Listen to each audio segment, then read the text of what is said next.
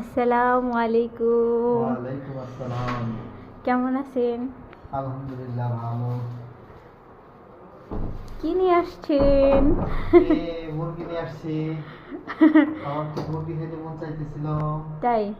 আচ্ছা, সমস্যা নাই। আপনি একটু রেস্ট করেন, আমি আপনার জন্য ছটফট করে রান্না করে নিয়ে এটা আসছি। খুব মজা করে রান্না করবা, ঠিক আছে? ঠিক মুরগি আছে। খেতে মন চাইতেছিল, তাই ভাবলাম যে এটা নিয়ে আসি। আচ্ছা, ঠিক আছে। ঠিক আছে। আচ্ছা।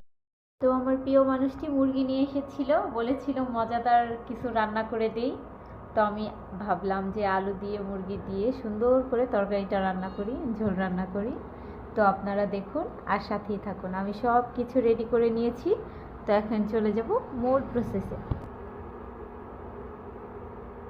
বিসমিল্লাহ। তো এখন দিয়ে দিচ্ছি পেঁয়াজ। প্রিয় মানুষ কিছু খেতে চাইলে আবদার করলে ওইটা রান্না করার মজাটাই আলাদা, আনন্দটাই আলাদা, আসলে মন থেকে আসে ওই জিনিসটা।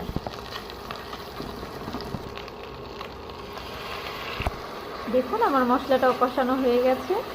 তো সাথেই থাকুন, আমি রান্না শেষ করি, আমার সাথেই থাকুন, ঠিক আছে?